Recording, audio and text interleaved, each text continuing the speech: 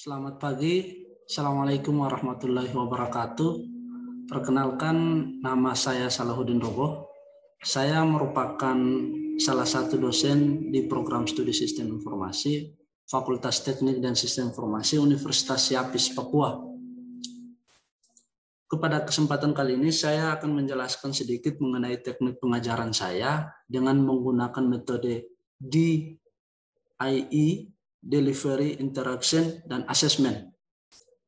Pada salah satu mata kuliah yang saya ampuh, yaitu Sistem Manajemen Basis Data, bobot SKS dari mata kuliah ini sendiri merupakan 3 SKS, dan juga mata kuliah ini merupakan mata kuliah wajib. Sebelum saya menjelaskan lebih detail mengenai teknik pengajaran saya menjelaskan sedikit mengenai deskripsi dari mata kuliah Sistem Manajemen Basis Data, luaran yang diharapkan setelah proses pembelajaran mata kuliah Sistem Manajemen Basis Data ini sendiri, kemudian metode pembelajarannya seperti apa.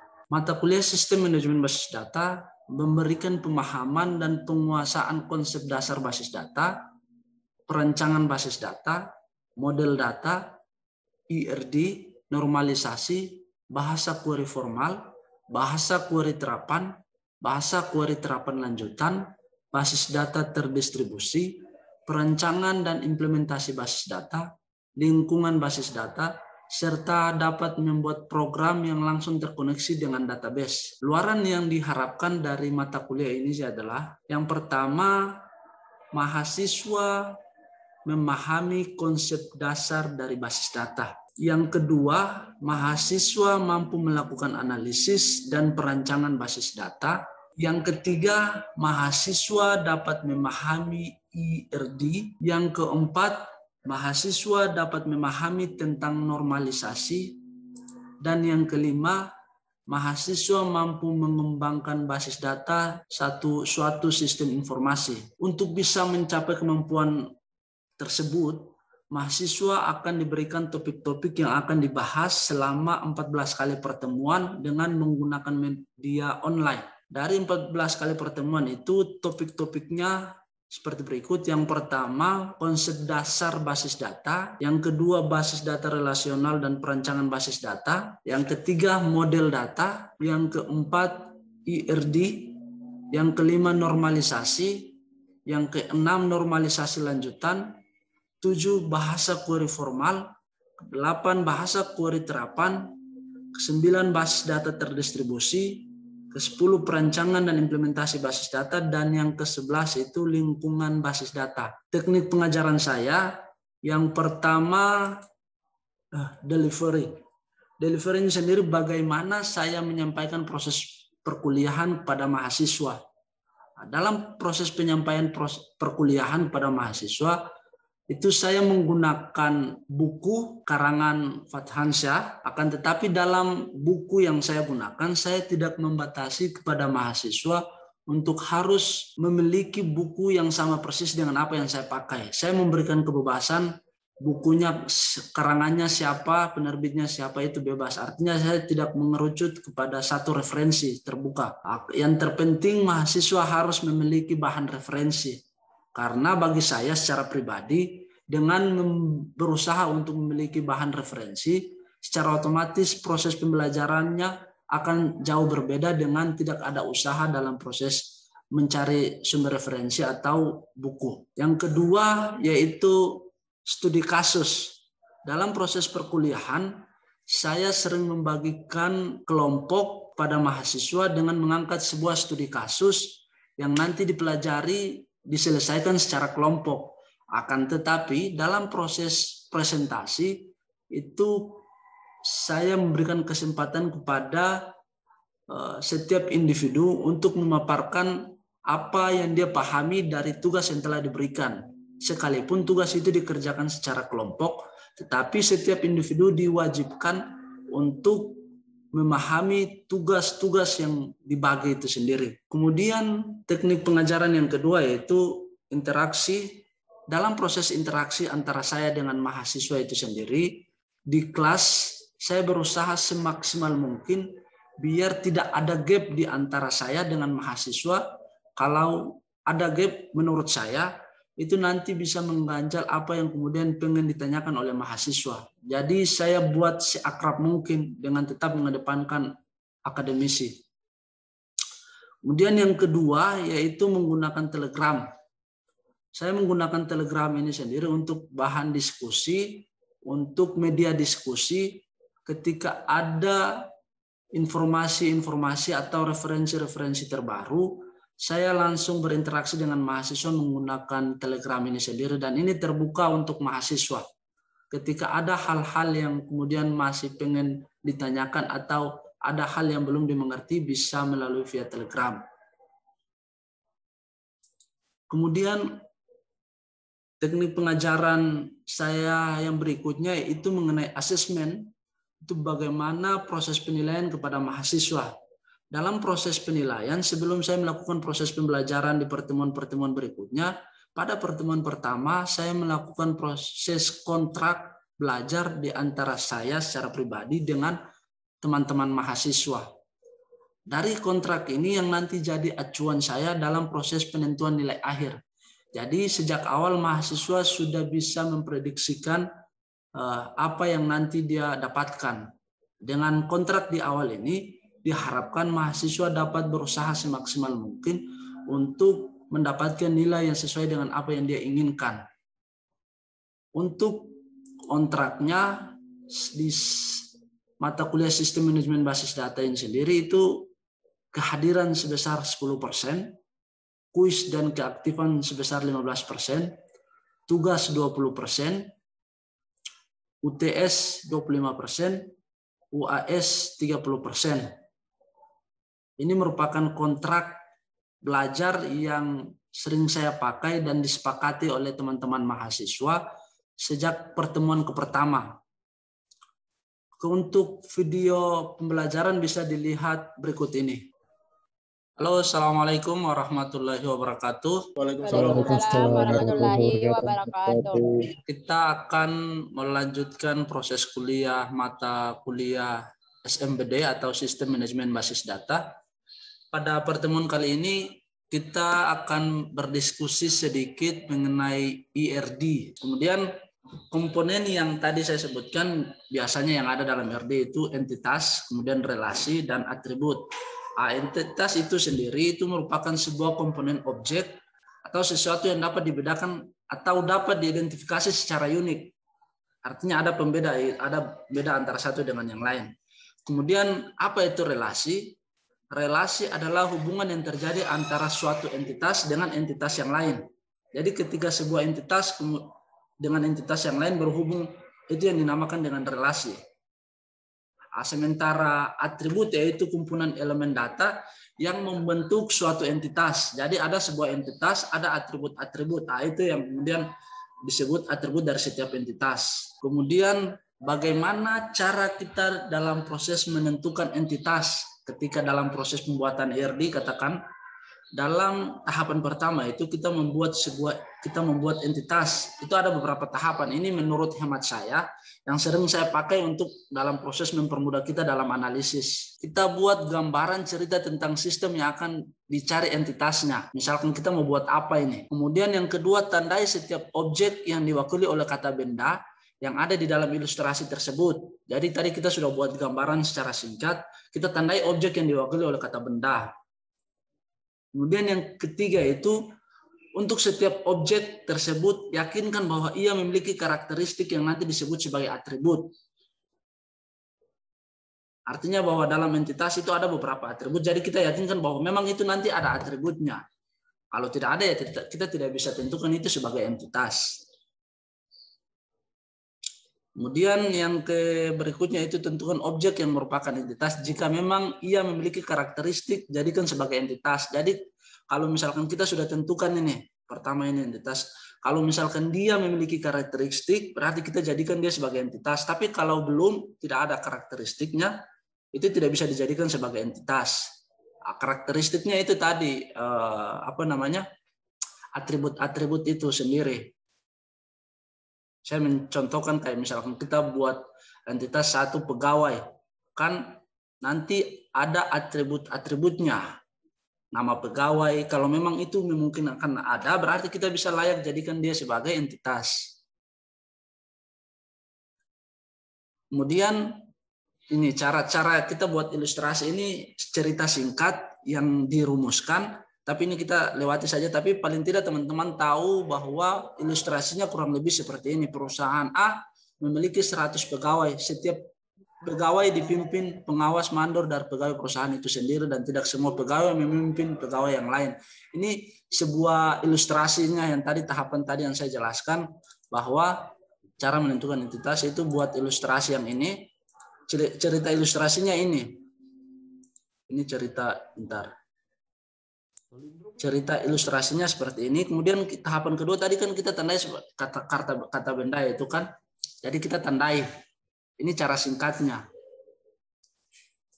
Kemudian yang tahap ketiga itu untuk setiap objek tersebut yakinkan bahwa ia memiliki karakteristik yang nanti disebut sebagai atribut. Saya contohkan misalkan di perusahaan.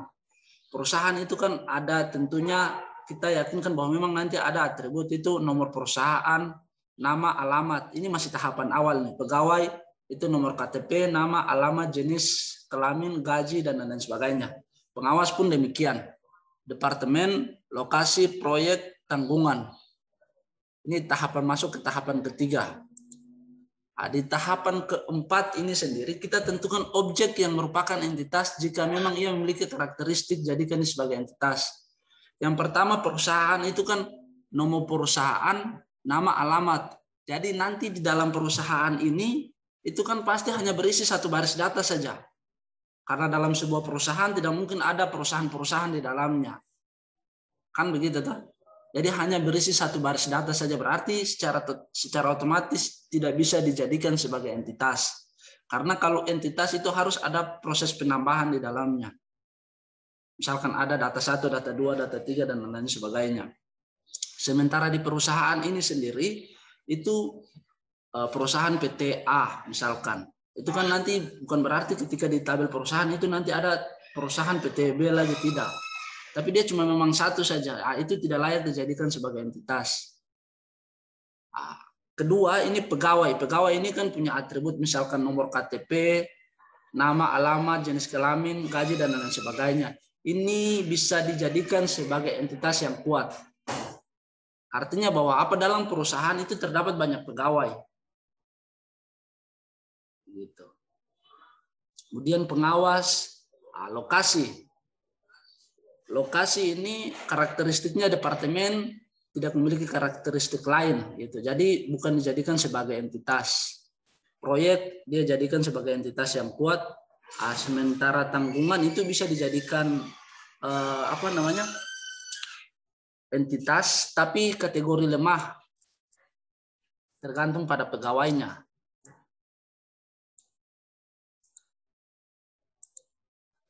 Nah, sekarang kalau misalkan entitasnya sudah selesai, kita tentukan kardinalitasnya.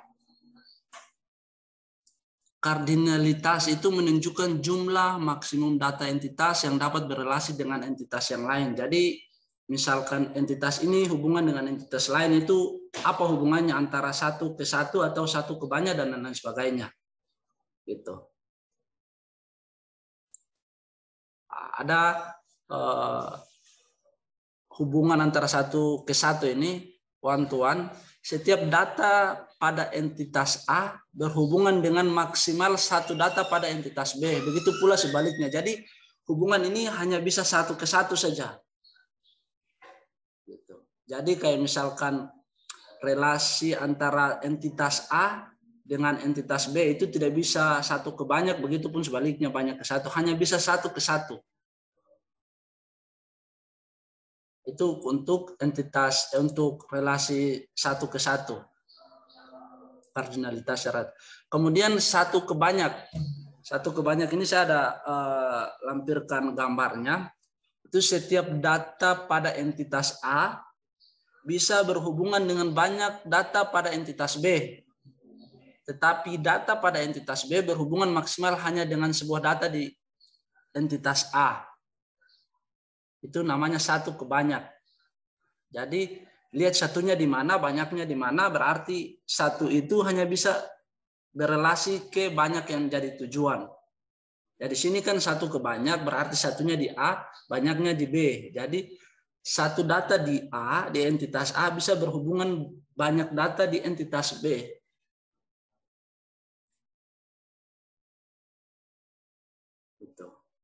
Kemudian banyak ke satu, begitu sebaliknya. Ini kebalikan dari yang tadi. Kebalikan dari relasi satu ke banyak tadi. Kemudian banyak ke banyak. Banyak ke banyak ini setiap data pada entitas A itu bisa berhubungan dengan banyak data pada entitas B. Begitu pula sebaliknya. Jadi kalau misalkan yang tadi satu ke banyak, itu tidak bisa sebaliknya. Kemudian yang banyak ke satu, itu dia sebaliknya dari yang pertama itu. Tapi kalau yang ini itu banyak ke banyak. Jadi dari entitas A maupun entitas B bisa berhubungan banyak ke antara kedua entitas itu sendiri. Macam-macam relasi.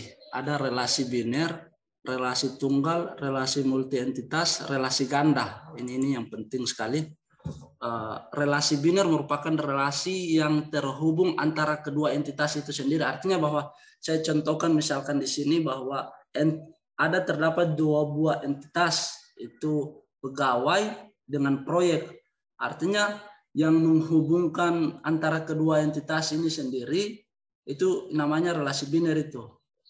Relasi yang terbentuk antara kedua entitas itu sendiri. Ada jenis relasi yang lain lagi. Tapi kalau misalkan seperti ini, berarti dinamakan dengan relasi biner. Kemudian relasi tunggal. Relasi tunggal merupakan relasi yang terjadi dari sebuah entitas ke entitas yang sama. Jadi relasi yang dia berelasi ke entitas itu sendiri. Saya contohkan misalkan di sini pegawai, dia berelasi dengan tabel pegawai itu sendiri. Jadi dia tidak berelasi antara satu entitas ke entitas yang lain, tapi ke entitas itu sendiri. Kemudian relasi multi entitas itu relasi dari 3 buah entitas atau lebih. Ini. Tapi kasus seperti ini seharusnya dihindari. Gitu. Jadi kayak misalkan tabel instruktur, tabel kursus, dan tabel semester, itu ketiga entitas ini dia berelasi dalam satu relasi yang namanya menawarkan.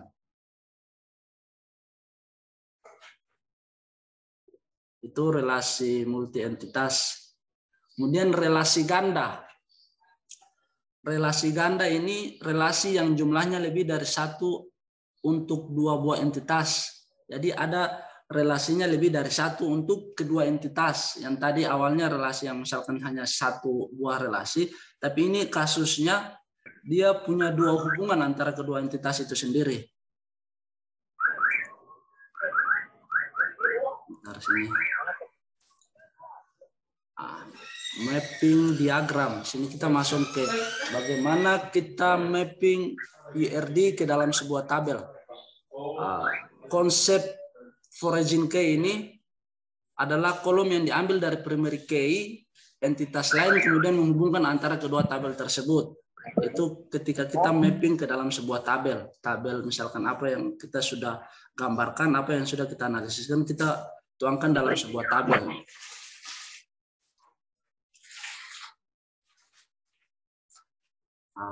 Cara pertama itu untuk setiap entitas yang kuat kita buat tabel baru dan masukkan semua atribut sederhana, artinya atribut yang belum terlalu kompleks. Kemudian untuk atribut komposit hanya atribut sederhana yang disertakan.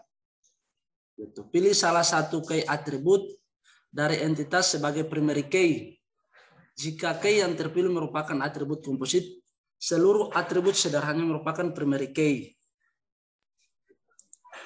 Kemudian ini kurang lebih contohnya dari yang pertama tadi kita tuangkan dalam tabel.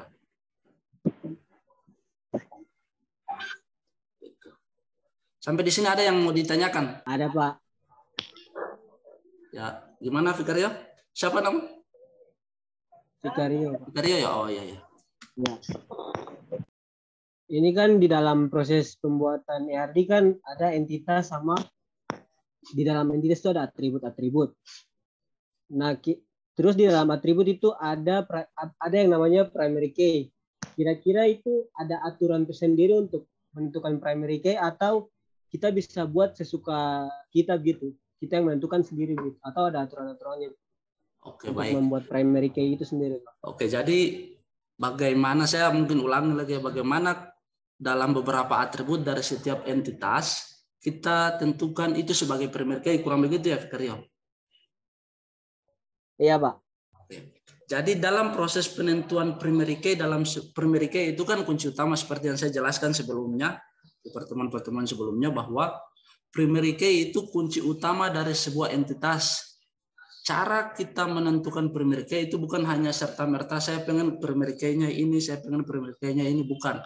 Tapi ada syarat yang harus dipenuhi. Yang pertama, primary key itu dia tidak memungkinkan akan sama dengan atribut yang lain. Artinya bahwa atribut yang tidak akan memungkinkan sama dengan atribut yang lain dalam entitas yang sama ya. Kalau entitas yang berbeda lain lagi. Jadi kayak saya contohkan, misalkan kalau misal di entitas pegawai itu kan ada nama, alamat, gaji, dan lain-lain sebagainya. Itu kan atribut. Bagaimana kita menentukan primary key dalam pegawai itu sendiri? Nah, kita lihat satu persatu. Kalau misalkan dari segi nama bisa tidak sama, tapi kemungkinan sama masih ada. Kalau tanggal lahir susah sama, tapi masih ada kemungkinan untuk sama. Apa yang tidak sama? Nah, kita bisa lihat bahwa dalam pegawai itu ada NIP-nya. Nah, NIP itu yang akan tidak sama dengan pegawai yang lain. Artinya bahwa setiap pegawai itu mempunyai NIP yang berbeda-beda. Kalau misalkan sudah kayak begini, kita sudah tahu bahwa primary key yang dijadikan pada pegawai ini NIP. Di sini saya kasih taruh nomor KTP karena memungkinkan juga, karena nomor KTP antara seseorang dengan yang lain itu tidak akan sama. Ada lagi yang lain sebelum saya lanjut, Nur Faida? Saya mau bertanya, Pak. Oh iya, siapa? Saya Aditya, Pak. Ya, kan. Pak, ini kan dari sistem pengolahan data, Pak. Terus dalam menginput database itu apa sih aplikasi yang formal buat pengolahan data?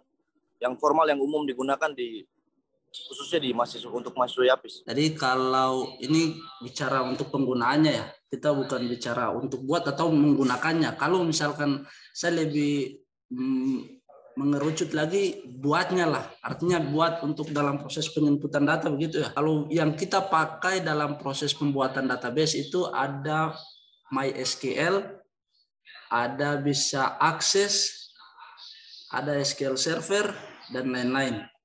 Intinya itu hanya sebuah tools saja yang kita pakai, tapi pada hakikatnya sama semua. Untuk semester ini yang kita pakai ya pakai MySQL. Kita masih pakai MySQL untuk yang ini. Oke, kalau memang tidak ada saya lanjut ya. Di langkah kedua itu untuk setiap entitas lemah yang dimiliki oleh entitas kuat, buat tabel baru. Jadi ada entitas kuat, ada entitas lemah. Misalkan ini kita masih dalam tahap merumuskan sebuah IRD, kita bagaimana membuat sampai IRD itu jadi gitu.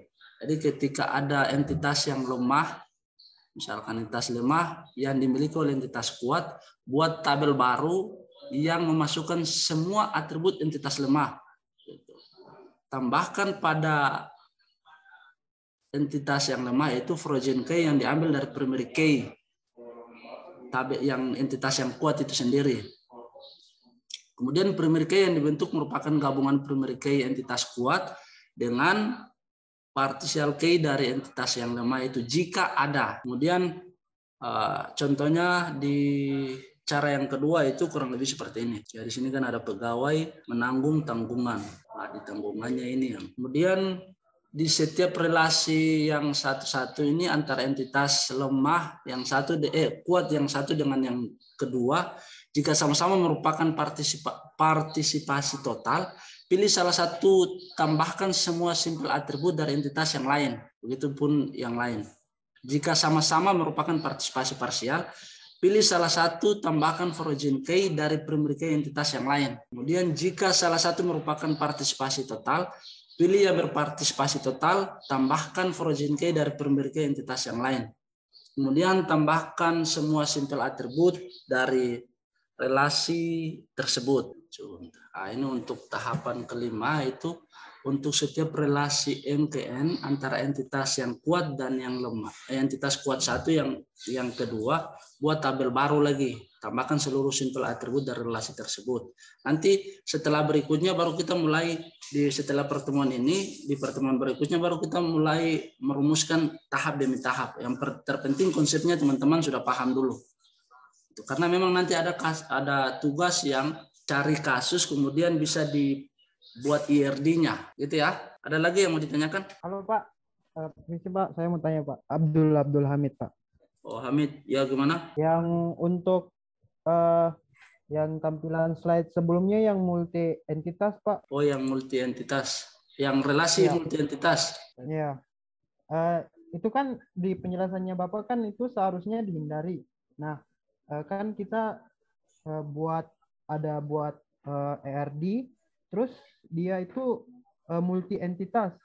Itu kenapa harus dihindari ya Pak? Jadi alasan kenapa seharusnya dihindari itu karena nanti akan dia mengaburkan derajat relasi yang ada dalam relasi itu sendiri. Artinya yang membuat kita, sini sudah langsung saya taruh alasan karena nanti dia mengaburkan derajat relasi yang ada dalam relasi. Artinya relasinya bagaimana, itu nanti yang dia membingungkan. Seharusnya dihindari, tapi kalau memang tidak memungkinkan untuk dihindari ya tidak masalah gitu ya. Iksan, siapa? Abdul Hamid. Ya Pak.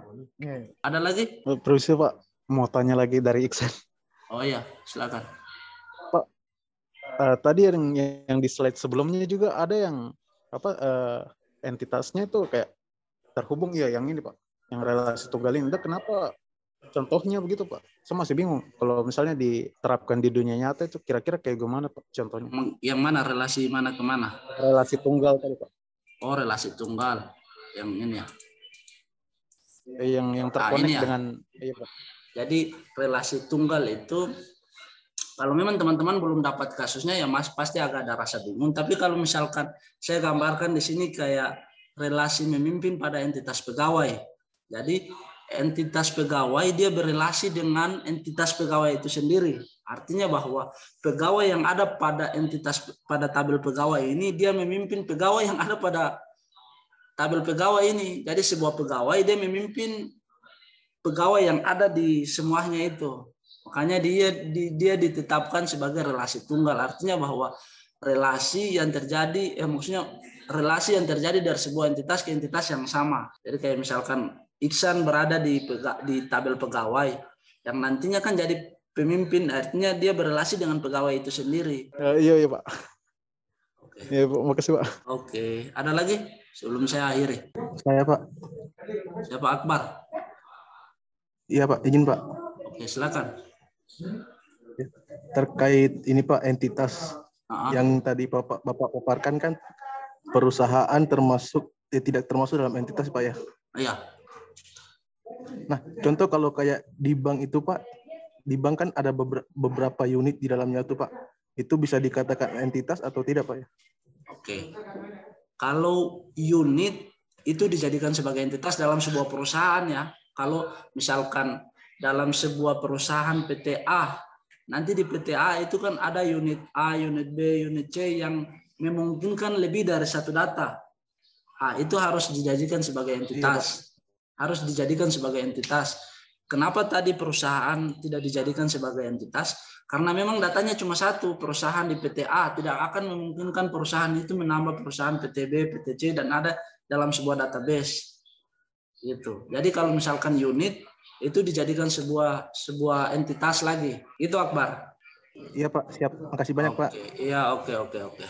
Oke, kalau memang sudah tidak ada, saya cukupkan ya. Nah, cuplikan video tadi merupakan cuplikan video pengajaran saya kepada mahasiswa menggunakan media online yaitu Zoom. Semoga bermanfaat. Sampai ketemu. Assalamualaikum warahmatullahi wabarakatuh.